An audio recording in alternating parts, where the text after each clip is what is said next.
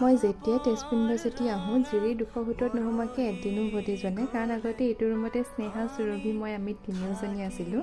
যেতিয়া জিৰি 3 ছিটাৰ আছিলে আৰু এতিয়া ইয়ালৈ আহিলে মোৰ সিহঁতলৈ মনত পৰে কাৰণ এই যে মৰমবোৰ আৰু আপোন লগা ভাৱবোৰ এইবোৰ হয়তো হোষ্টেলতে সম্ভৱ